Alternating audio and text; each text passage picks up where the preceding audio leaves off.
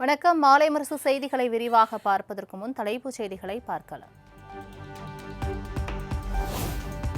கடலூர், விழுப்புரம், கள்ளக்குறிச்சி, திருவண்ணாமலை உள்ளிட்ட 13 மாவட்டங்களில் இன்று கனமழைக்கு வாய்ப்பு. மயிலாடுதுறை, நாகை, கடலூர் உள்ளிட்ட 4 மாவட்டங்களில் நாளை கனமழை பெய்யக்கூடும் என வானிலை மையம் தகவல்.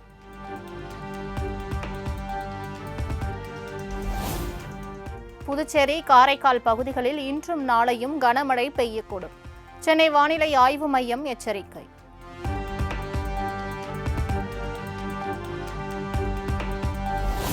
ஓரணியில் தமிழ்நாடு இயக்கத்தில் இணைந்துள்ள 1 கோடி குடும்பத்தினருடன் சேர்ந்து தமிழ்நாட்டை தலைகுனிய விடமாட்டேன் என முதலமைச்சர் மு.க.ஸ்டாலின் சூளுரை. தமிழ்நாட்டு எம்பிக்கள் எண்ணிக்கையை குறைக்கும் தொகுதி மறுவரையை எதிர்த்து போராடுவேன் எனவும் உறுதி.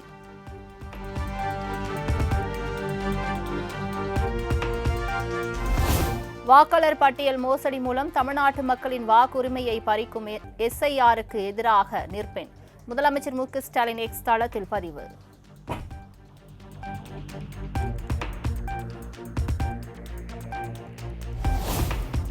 எஃகு போன்ற உறுதியோடு சொல்கிறேன், தமிழ்நாடுடன் பயணித்தால் கண்டிப்பாக வெற்றிதான்.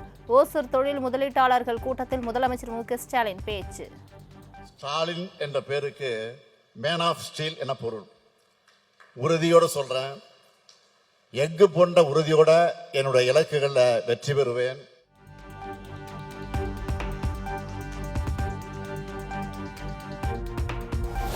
திமுக ஆட்சிக்கு வந்த பிறகு கையெழுத்தான தொழில் முதலீடு புரிந்துணர்வு ஒப்பந்தங்களில் 77% ஒப்பந்தங்களை செயல்பாட்டுக்கு வந்துள்ளன. தமிழ்நாடு இதுவரை இல்லாத தொழில் வளர்ச்சி கண்டுள்ளதாக ஓசூரில் நடைபெறும் தொழில் முதலீட்டு மாநாட்டில் முதலமைச்சர் மு.க.ஸ்டாலின் பேச்சு. மகிழ்ச்சியோடு உங்ககிட்ட சொல்றேன், நாங்கள் ஆட்சிக்கு வந்ததிலிருந்து கையெழுத்திட்ட வகையில் 77% புரிந்துணர்வு ஒப்பந்தங்கள் செயல்பாட்டுக்கு வந்திருக்கு. கடந்த 4 ஆண்டுகளில் இதுவரை இல்லாத அளவுக்கு ஒரு பெரும் தொழில் முன்னேற்றத்தையும் வளர்ச்சியையும் ஓசூர் பார்த்துட்டு வருது.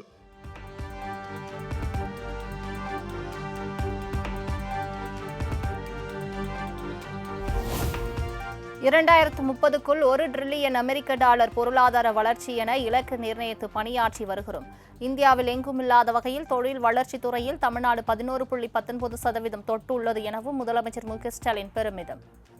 நாங்கள் செட் பண்ண கோல் 2030க்குள்ள $1 டிரில்லியன் அமெரிக்க டாலர் பொருளாதார வளர்ச்சி. தமிழ்நாட்டோட பொருளாதார வளர்ச்சி இந்தியாவிலே எங்கேயும் இல்லாத அளவா 11.19 விழுக்காட்டை தொட்டு இருக்கு.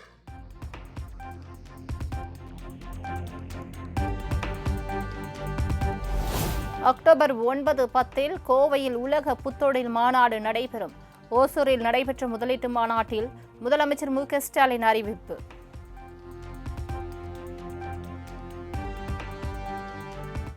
MSME துறை சார்பில் தமிழ்நாடு புத்தொழில் மற்றும் புத்தாக்க இயக்கம் அக்டோபர் 9 மற்றும் 10 தேதிகளில் கோயம்புத்தூரில் ஒரு உலக புத்தொழில் மாநாட்டை நடத்த இருக்கு. இந்த மாநாடு உலகம் முழுவதிலிருந்து தொழில் முனைவோர், முதலீட்டாளர்கள், இன்குபேட்டர்கள், புத்தொழில் முனைவோர் ஆகியோரை ஒருங்கிணைக்கிற வரலாற்று சிறப்புமிக்க நிகழ்வா அது அமையும்.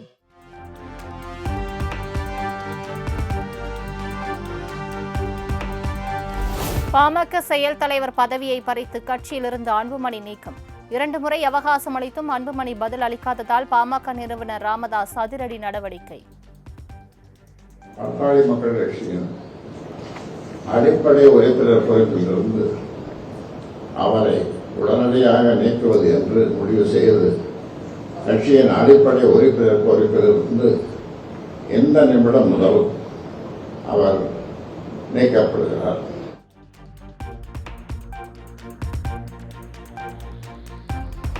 பாமகவிலிருந்து அன்புமணியை நீக்கி ராமதாஸ் அறிவித்தது கட்சியின் விதிகளுக்கு எதிரானது. நிறுவனர் என்ற பெயரில் ராமதாசுக்கு நிர்வாக ரீதியில் முடிவெடுக்க அதிகாரம் கிடையாது என அக்கட்சியின் வழக்கறிஞர் கே. பாலு பேட்டி. தேர்ந்தெடுக்கப்பட்ட கட்சியினுடைய தலைவருக்கு மட்டுமே அதிகாரம் இருக்கிறது. எனவே இன்றைக்கு மருத்துவர் ஐயா அவர்கள் வெளியிட்டிருக்கக்கூடிய அறிவிப்பு என்பது கட்சி விதிகளுக்கு எதிரானது. பாட்டாளி மக்கள் கட்சியை எந்த விதத்திலும் ஐயா அவருடைய அறிவிப்பு என்பது கட்டுப்படுத்தாது. கட்சியினுடைய தலைவராக மருத்துவர் அன்புமணி ராமதாஸ் அவர்கள் தொடர்ந்து வருகிறார்.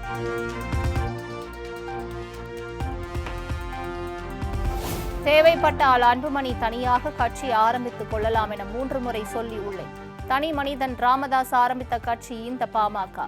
இதில் உரிமை கொண்டாட யாருக்கும் உரிமை இல்லை என ராமதாஸ் திட்டவட்டம். நான் விடை சொல்லுகிறேன்.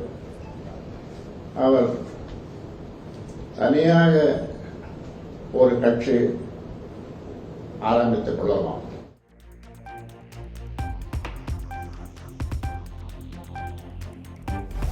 லண்டனிலிருந்து வாங்கி வந்த உளவு கருவி மூலம் பெற்ற மகனே என்னை வேவு பார்ப்பதா?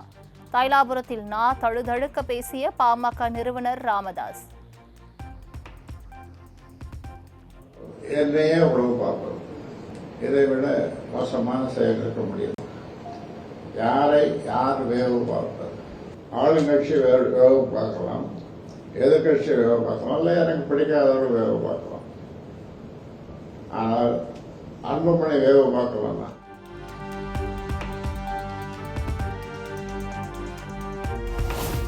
ராய் என்ற இனிஷியல் தவிர ராமதாஸ் என்ற பெயரை அன்புமணி பயன்படுத்தக்கூடாது. அரசியல்வாதி என்பதற்கு தகுதியற்றவர் அன்புமணி என்றும் ராமதாஸ் ஆவேசம். என்னுடைய நல்ல யோசனை என்னன்னா, ஒரு தனி கட்சி ஆரம்பிக்கிறது தான். அது எப்படி போட முடியும்? அது எப்படி போட முடியும்? இது ஒரு குடும்பம், தந்தை மகன் சம்பந்தப்பட்ட உறவு அல்ல. இது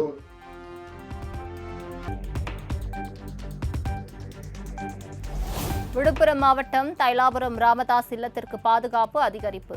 அன்புமணியை நீக்கி ராமதாஸ் அறிவித்துள்ளதால் அசம்பாவித சம்பவங்களை தடுக்க பாதுகாப்பு.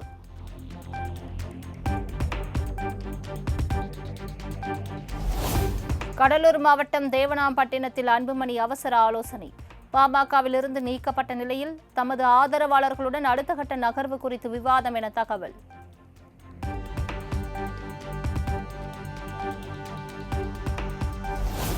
சின்னம் தொடர்பாக இதுவரை எந்த ஆதாரத்தையும் அன்புமணி தரப்பு காட்டவில்லை. ராமதாஸ் தரப்பு பாமக பொதுச் செயலாளர் முரளி சங்கர் தைலாபுரத்தில் பேட்டி. அங்கீகரித்துள்ளது. நாங்கள் சொன்ன தலைவர், செயலாளர், பொருளாளர் தான் அங்கீகரித்துள்ளதுன்னு சொல்றார். இப்போ ஒரு ரிப்போர்ட்டர்ஸ், நீங்க ஊடகவியலாளர் இங்க இருக்கீங்க, அருமை அண்ணன் பாலுகிட்ட அந்த கடிதத்தை யாருமே கேட்க மாட்டேங்கிறீங்களா? தேர்தல் ஆணையம் கொடுத்த கடிதத்தை ஒருத்தர் கூட இது வரைக்கும் கேட்ட.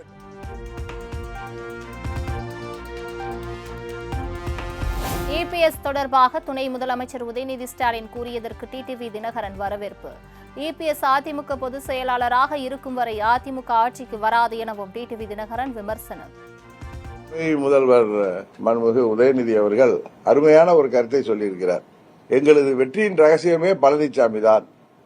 பழனிசாமி அதிமுகவின் பொதுச் செயலாளராக நீடிக்க வேண்டும், அவர் 100 ஆண்டுகள் வாழ வேண்டும், அவர் எதிர்க்கட்சி தலைவராக இருந்தால் வெற்றி எங்களுக்கு சுலபங்கிறார். சோ அவர்களுக்கு கூட்டணி பலம் என்பதெல்லாம் ஒரு பக்கம் இருந்தாலும் பழனிசாமி தான் அவர்களது வெற்றியின் ரகசியம் என்பதை அவர் போட்டு உடைத்து விட்டார்.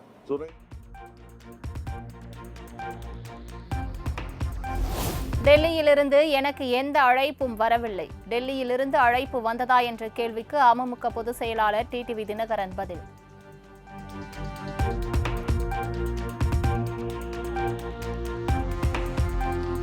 கூட்டணி கட்சியை உடைக்க வேண்டிய அவசியம் பாஜகவுக்கு இல்லை என விமர்சனங்களுக்கு நயினார் நாகேந்திரன் பதிலடி. அதிமுக வலிமையாகவே உள்ளதாகவும் கருத்து. இருந்துட்டு இருக்கிறாங்க. எப்படியாவது அவங்களுடைய எண்ணத்தை அவங்க சொல்றாங்களே தவிர அதிமுகவை பாரதிய ஜனதா கட்சி உடைக்க வேண்டிய அவசியம் உங்களுக்கு கிடையாது. நாங்கள் தான் இன்றைக்கு அவருடைய தலைவர்.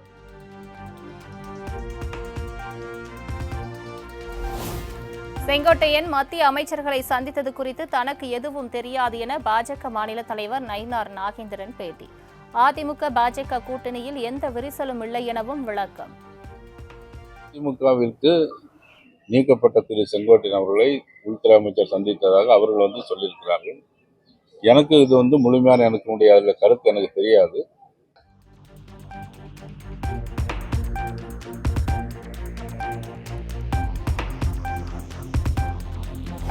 ஈரோடு கோபிச்செட்டிப்பாளையத்தில் உள்ள செங்கோட்டையன் இல்லத்திற்கு அமமுக நிர்வாகிகள் வருகை.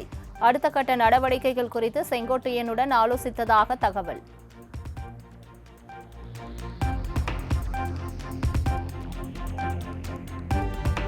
பாஜக மாநில தலைவர் பதவியிலிருந்து நான் விலக வேண்டிய அவசியமில்லை என நயினார் நாகேந்திரன் காட்டும்.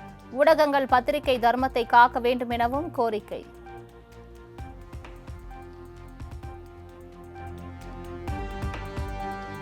விலக வேண்டிய அவசியம் என்ன வந்திருக்கு? ஒரு அவசியம் இல்லை. அதே நேரத்தில் மாண்புமிகு உள்துறை அமைச்சர் அவர்கள் எந்த வீட்டுக்கே வந்து இவங்க எல்லாம் நலம் விசாரிச்சுட்டு போயிருக்கிறாங்க. இவ்வளவு தூரம் இருக்கும்போது நான் பதவி விலக வேண்டிய அவசியம் இல்லை. ஒன்று, ஊடகங்களும் பத்திரிகையாளர்களும் இந்த மாதிரி பத்திரிகை தர்மத்தை காப்பாற்றணும். எனக்கு பதவி விலக வேண்டிய அவசியம் என்ன வந்திருக்கு?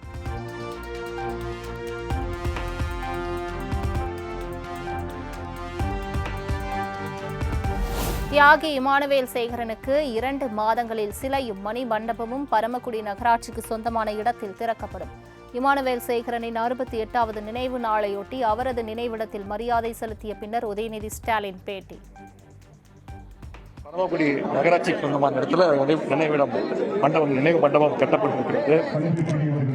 சிலை வைக்கின்ற இறுதி பணிகள், அவருடைய திருவுருவ சிலை வைக்கின்ற இறுதி பணிகள் இன்னும் 2 மாதங்களில் அந்த மணிமண்டபமும் சிலையும் திறக்கப்படும் என்ற செய்தியை இங்கே நான் கூறிக்கொள்ள விரும்புகின்றேன்.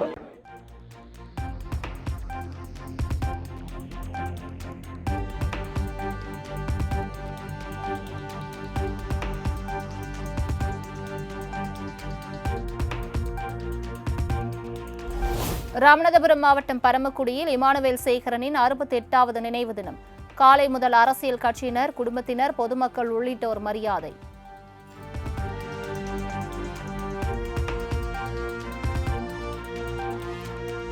ஹைட்ரோ கார்பன் திட்டத்திற்கு எதிராக நெய்தல் பயணம் என்ற பெயரில் விரைவில் சுற்றுப்பயணம். இமானுவேல் சேகரன் நினைவிடத்தில் அஞ்சலி செலுத்திய பின் நாம் தமிழர் கட்சி ஒருங்கிணைப்பாளர் சீமான் அறிவிப்பு.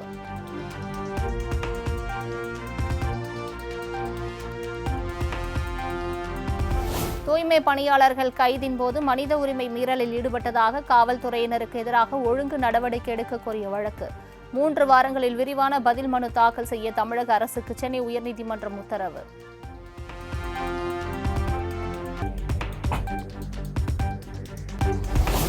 அபராத தொகையை செலுத்தினால் மட்டுமே வாகனங்களின் இன்சூரன்ஸ் புதுப்பிக்க முடியும் என கட்டுப்பாடு. விதிமீறல்களில் ஈடுபடுவதை தடுக்க போக்குவரத்து காவல்துறை திட்டமிட்டு வருவதாக தகவல்.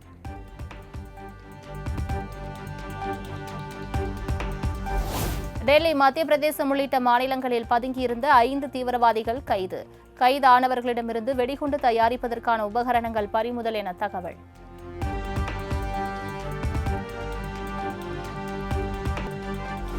ஆசிய கோப்பை கிரிக்கெட் தொடரில் இந்தியா பாகிஸ்தான் மோதும் போட்டியை ரத்து செய்ய முடியாது. போட்டி திட்டமிட்டபடி நடக்கும். அவசர வழக்காக இதனை விசாரிக்க முடியாது என உச்சநீதிமன்றம் திட்டவட்டம்.